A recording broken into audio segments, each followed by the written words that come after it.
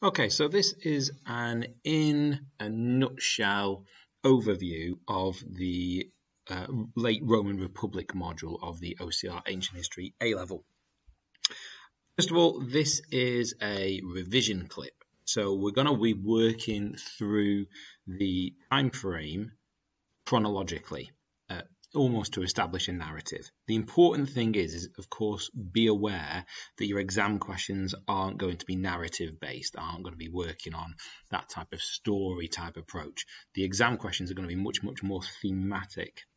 So essentially, what I'm giving to you here is almost a menu of the key learning and the key events and the key sources, and then in the exam and to revise for your exam questions, you need to select from the menu which events, which individuals, which sources are going to best answer that particular question.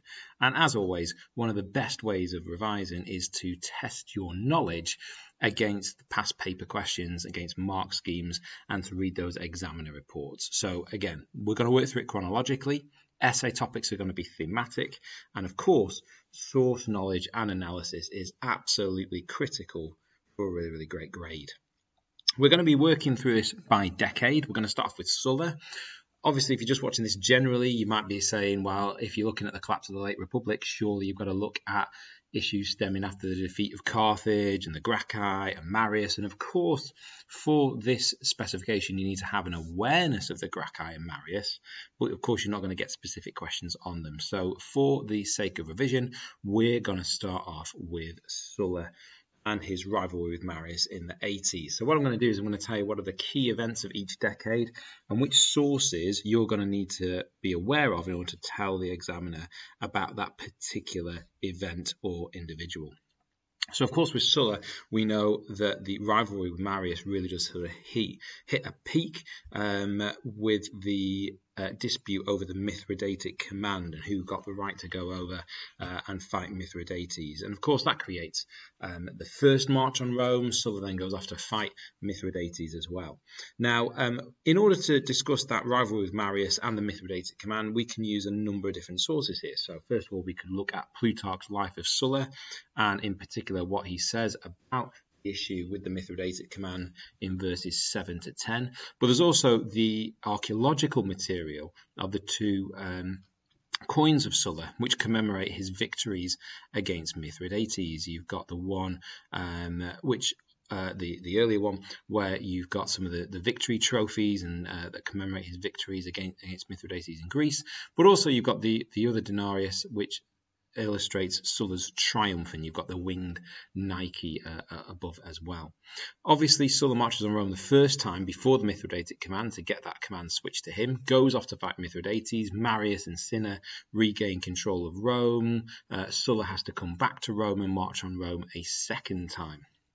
And then, of course, launches the prescriptions, these really brutal legal death lists, I suppose. Plutarch gives us some great information in verse 31 about the prescriptions and how the prescriptions were abused. Sulle, as a dictator between 82 and 79, certainly had an aim to restore the sovereignty, the power and the authority of the Senate, and that's why he pushes through a raft of reforms that are designed to target Popularis opponents and opponents of the Senate. And where we're getting that information from is certainly from Appian, that tells us about the reforms. But the cool thing about Sulle and really the dangerous precedents he sets, the terror of the prescriptions, is that you can corroborate a lot of the material that Plutarch and Appian give us with the letter written to Oppius and Balbus by Caesar, where Caesar sort of says that he doesn't want to copy Sulle's example. So let's move on to the 70s. Now, the 70s are really important, I suppose, for setting the scene of the collapse of the Republic. Sulle's dangerous precedents that it sets, such as the march on Rome, the prescriptions, and the extended dictatorship, certainly set some dangerous patterns. The 70s really starts to see these patterns become realized. So we start with the 70s with Pompey's early career. And technically that's in the 80s, I suppose, with his relationship with Sulla. Plutarch gives us some great information in his life of Pompey. with that deteriorating relationship between Pompey and Sulla and the dispute over triumphs. And that's a nice little setting the scene, I suppose, for this decade. Once Sulla's retirement and then death, we've got those commands against Lepidus, the revolt of Lepidus rather, and Sertorius. And Plutarch again gives us some really great information about that. And we can link that with what Sallust provides us when he gives us Pompey's letter to the Senate from Spain. It's a really threatening letter, which kind of shows the disrespect towards the Senate and the Senate's weakness. Whilst that's going on, we've got the Spartacus revolt, obviously the slave uprising happening in Rome. It's Plutarch's biography of Crassus gives us some great information on that. And then once Spartacus has been dealt with, Pompey and Crassus moved their armies menacingly close to Rome in order to pressurize the Senate to allow them to stand for the consulship of 70 BC. Of course, in Pompey's case especially, that's really dodgy because it would break the Lex Milionalis. He's never even been a quaestor or an aedile or anything. So yeah, really quite dodgy. We could use here what Sallust gives us from the speech of the tribune Macer. Now, obviously, you might be aware that's a little bit earlier. I think that's sort of 74 BC that Macer gives that speech, but I think that you could use it here because it kind of shows you the direction that Pompey was going to move in regard to the consulship or his consulship in terms of reversing Sulla's reforms and bringing back the tribunes. Of course, in the same year, you've got the trial of Verres, which is, again, a great example of senatorial corruption leading up to the trial of Verres. Cicero's attack against Verres, but also his attempt to sort of pin the senatorial corruption just on a couple of individuals. But yeah, great example of sort of open bribery going on. The 60s BC, well, I'll put this in green because you could argue that at some points in the 60s, you've got really the height of the Senate's authority, and senatorial authority rather, but also you've got the erosion of it as well. So in 67 and 66 BC, we've got those very important commands Pompey was given against the pirates with the Lex Gabinium in 67 BC and against Mithridates to finish him off in 66 BC via the Lex Manilia. These two laws are incredibly controversial because Pompey's just a senator. It gives him a huge task force, a massive level of imperium. He's not a consul or a praetor at this point. And in the case of Lex Manilia, there's actually already a Roman commander over in the east, a guy called Lucullus, fighting against Mithridates.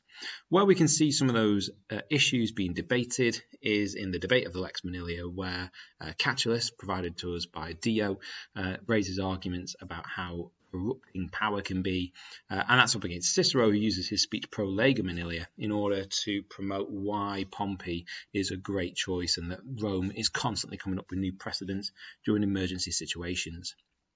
We then start to introduce some of the Cicero letter material, so we can look at Cicero's election campaign and his attempt to really appeal to a vast range of Romans in order to run a successful election campaign. We've got the Commentarium Petitionis given us by Cicero, who gives Cicero lots of different tips and hints in order to run a successful consular campaign, or any campaign, I suppose. And you've also got Cicero's letter to Atticus, where he slags off the opponents, discusses Catiline's acquittal because of bribery, but also mentions how he's going to go to Gaul to go and see the influential Optimates Piso. Successfully elected as consul in 63 BC. There's a few things to note during, obviously, Cicero's consulship, a few key events. Don't forget the Rullan Bill, which is that agrarian reform bill pushed by Rullus that Cicero is against and delivers it in the speech De Lega Agraria, where he doubts that the people behind Rullus's bill are really populares and are really sincere in aiding the people. The Catilinarian conspiracy is the crucial event of Cicero's consular year. And we've got two key sources on that. Cicero's second Catilinarian oration, where he splits Catiline supporters into those 6 prominent classes, and very important, Sallust's Bellum Catilinae, where you've got 6 extracts that do discuss the plot, Catiline's aims, the letter of Catiline, the letter of Manlius, and plus the really crucial debate in the Senate between Caesar and Cato. Following 63 BC, Cicero is not consul anymore. We've got the scandalous/hilarious Bonadea trial, where Claudius is accused of unspeakable naughty things. and is put on trial and acquitted because of pretty much open bribery, or at least that's according to Cicero's letter to Atticus, where he discusses to Atticus about how Claudius was acquitted mainly through Crassus's bribery. Around about this time, you can slot in the Plutarch coverage of Caesar's successful election to Pontifex Maximus. Again, another good discussion of debt and the lengths that Romans were willing to go for political success. We've then got Pompey returning after his absence, dealing with Mithridates, wanting land for his veterans, wanting the ratification for his treaties, and being blocked from those two things by Cato, who at the same time is also blocking Crassus's demands for an equites rebate in the Senate. Obviously not just Cato, it's the other optimators, particularly people like Lucullus that are doing this. And we can use Plutarch's material here as well, so some coverage from Caesar and his biography as well on Pompey, where we've got this discussion of armed guards in the forum and intimidation and threats, which really does move us into the 50s pretty effectively. So we can use the same source to tell us about Caesar's consulship with Bibulus in 59 BC. So those two Plutarch sources are really useful for telling us about the level of intimidation and threat that the first triumvirate are pushing in Rome. We can link those to the two Cicero letters to Atticus, where he's discussing the situation, mentions that Rome is finished and that the triumvirate in their rage against Cato have brought Rome to ruin, and also discusses Pompey's situation, describing him as a fallen star, and I suppose the unpopularity of the triumvirate to the people who boo and hiss. Now, obviously, you can use your source analysis skills to really assess how reliable that coverage of the triumvirate is according to Cicero in that letter. Caesar passes a raft of legislation, such as the Lex Vitinia, that sends him to Gaul for 10 years, or gives him the command initially for 5 years to Gaul, the Lex Publicani that benefits Crassus, the Lex Agraria, the Lex Campania that benefit Pompey. Of course, Cicero's exiled 58. He's back in 57, exiled by Claudius. And he's back in 57. Obviously, he wasn't aware it was only going to be 1 year.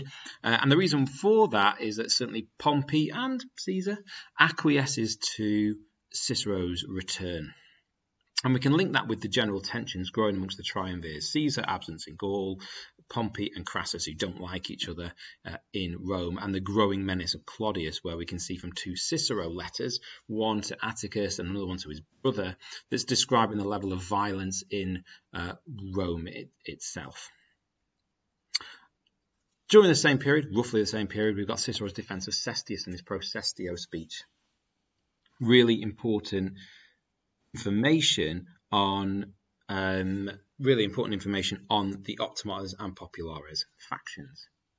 We then got the conferences at Ravenna and Lucca, where the triumvirate is patched up by Caesar. Pompey is given, well, Pompey and Crassus are both almost given, I suppose, the consulships of 55 BC, and then Pompey is given the governorship of Spain, where he doesn't have to go, so it's in absentia. Crassus gets Syria, so he can go off and attack the Parthians, and that's not going to work out particularly well. And Caesar gets 5 more years in Gaul to complete his Gallic wars. We've got the deaths of Crassus and Julia in the 50s BC, so Crassus killed at Carrhae by the Parthians, and Julia, the wife of Pompey and daughter of Caesar, dying in childbirth.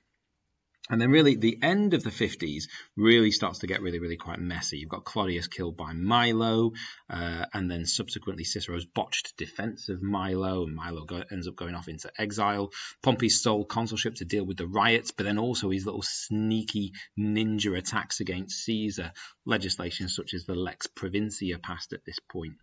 And then I suppose we're really into those causes of the civil war between Caesar and Pompey. And again, we've got a vast range of information to use for here. So bit of a mistake there. Didn't mean to put Cicero and Sallust there. That's a little carry on from the other box. That's not part of the 50s, so don't recall that. It's this bit that we need here. So Plutarch and Suetonius. So Suetonius giving us some really valuable information on the cause of the civil war. So Plutarch, Suetonius and Caesar obviously all giving slightly different ideas about who's to blame, the level of blame attributed to Caesar, whether Caesar's giving fair and moderate offers, how intimidated the Senate is about these offers. how they intimidated the Senate is by Pompey and the Optimates, as in the case of Caesar. So really there's some great material about the causes of the Civil War and some disagreement amongst our writers.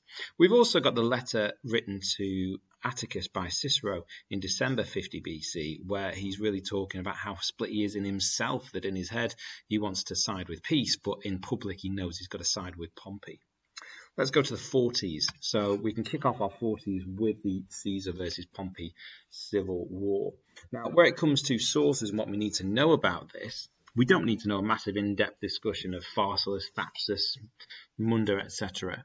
But what we do have is we do have a couple of specification letters. One is the letter to Atticus, written by Cicero in March 49, but also is the aforementioned Caesar letter to Oppius and Balbus, where he talks about his clemency and how he wanted his attitude to be different to that of Sulla. There's a slightly non-spec letter where you've got Cicero talking to Atticus about his meeting with Caesar at a place called Formiae, which doesn't go very well, and Caesar is really kind of like the opposite of lenient. He's comes across as quite stern in that letter. Caesar's dictatorship is the next important event when Pompey's dead, Cato's dead, the Optimatus faction are kind of stuffed, and Caesar as dictator in terms of the laws that he's passing. There's quite a few great bits of material here. We've got Suetonius again and Plutarch on Caesar's dictatorship, the laws that he's passing, but also maybe the anger that he's causing amongst some Pompeian supporters remaining in the Senate. You've also got those two Caesar coins as well, one which are the link to his success in the Gallic Wars, and also the idea of the link of the Julii to Aeneas and Venus, and that whole sort of, I suppose, tenuous link to divinity. We've then got the assassination of Caesar, 15th of March, the Ides of March 44 BC, and unsurprisingly we've got a lot of material for this one. Another archaeological source, the really famous Denarius of Brutus, where you've got the slave cap and the daggers on either side, but then some absolutely cracking Cicero material, not Caesar material, he's dead, Cicero material about this as well. Of note would be letter 114, when Cicero discusses Octavian and says that he doesn't trust him, basically because there's too many around him that threaten death to Brutus and Cassius. Remember, Cicero always refers to Brutus and Cassius as liberators and heroes. Letter 113 is kind of funny because Cicero's writing to Atticus at a house of a guy called Matthias, and he's kind of slagging him off, but maybe sort of lets us know that Caesar was aware, rather, of how unpopular he was becoming. The really important letter is letter 118, where Cicero speaks to Atticus about his meeting with Brutus and Cassius after the assassination, after the funeral of Caesar, which has gone so spectacularly wrong for Brutus. And in that letter, he describes Brutus and Cassius as a ship in fragments with no sign of plan, logic, or system. And then after that, those guys flee east, build up an army, and that kind of leaves Cicero on his own-ish to try and motivate the Senate to move against Antony, who of course is consul at this particular point. And that's when you can bring in the Philippics. So you've got Cicero's Philippic attacks.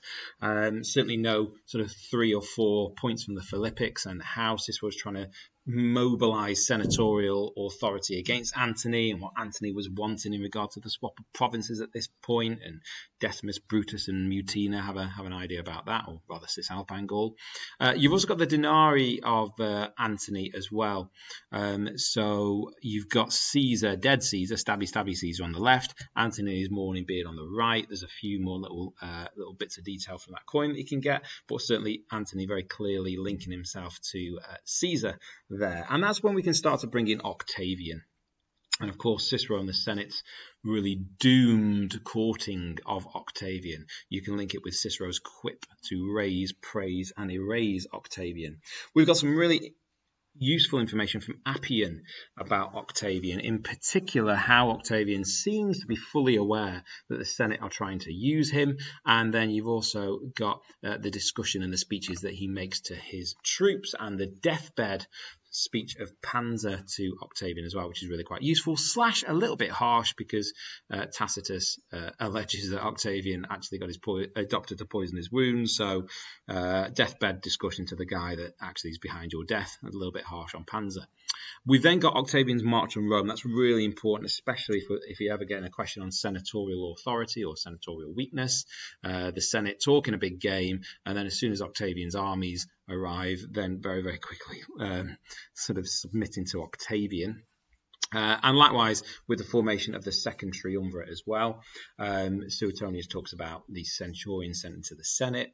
In this particular verse from his coverage of Augustus, it's talking about how ruthless a triumvirate Augustus was, or Octavian was rather, and how he's the most ruthless when it comes to the prescriptions. Of course, Cicero, poor old Cicero, gets it at this point as well. You've then got the Battle of Philippi in 42 BC, so Brutus and Cassius versus Octavian and Antony in Greece. Octavian and Antony obviously win that one. And then after that, Antony legs it to, well, not leg it to the east. He's tasked with re-administering and reorganizing the eastern provinces, whilst Octavian takes their veterans back to Italy to settle them, and succeeds in pretty much peeing off the soldiers by not giving them enough, and also peeing off the landowners by taking their land, which results in an uprising that's led by Antony's brother Lucius and Antony's wife Fulvia, culminating in the siege of Perusia in 41 BC. A non-spec source, Suetonius, alleges that Octavian was aware of that revolt and simply let it happen in order to expose his secret enemies, achieved a victory through starvation, and then promptly sacrificed several hundred senators after refusing their pleas for mercy by simply saying, "You must die." How charming. So moving on to the 30s BC, and the second triumvirate really starts to fracture quite dramatically. There are attempts to push it back together again. And one notable, well, there's several notable, the first notable one is the Treaty of Brundisium in 40 BC, where the empire is formally split between our triumvirs. There's a great little denari of Octavian and Antony here, and you've got the caduceus of Mercury on the right, which is a nice little symbol of peace. Whilst Antony is doing things in the east, you can interpret that remark how you wish. Octavian is busy dealing with Sextus Pompey in the west. So we can link to Sextus Pompey and, I suppose, Octavian's increasing dependence on Agrippa through this coin that's produced in 38 BC. And then, of course, you've then got the Treaty of Misenum between Sextus Pompey and Octavian that works for a while, but then Octavian's kind of just using it as a chance to build up his own forces before the Battle of Naulochus, where Sextus Pompey loses and then legs it, and then I think it doesn't work out well for Sextus Pompey anyway. Now, the key bit of text about this is Appian. That's mainly about what happens after Naulochus, where you've got a key issue with Octavian's army not being happy with the gifts that he's giving them. But in particular, there's a tribune called Ophilius who makes a bit of a speech and then conveniently disappears. And this is a really good little extract, again, to tie support and success with the loyalty of the troops. Treaty of Tarentum between Octavian and Antony in 37. And then we're really into the end part of the module where we've got the spectacular collapse of Antony's support in Rome, covered by Plutarch, and pretty much the end of the triumvirate, again also covered by Plutarch. The module culminates in the Battle of Actium, where you've got Octavian and Agrippa versus Antony and Cleopatra, and some really great coverage of that is given to us again by Suetonius, who tells us a little bit about the battle and what happens after when Octavian, not Augustus yet, Octavian gets to Alexandria. So in a nutshell, that's our module. Those are the key events. Those are the key sources that we need to be covering. But again, the crucial thing is to be aware that this is merely a menu. So when you get a 36-mark question, what you've got to do is you've got to select from the menu to come up with the most appropriate themes, the most appropriate individuals, events, and source examples to use in your answer.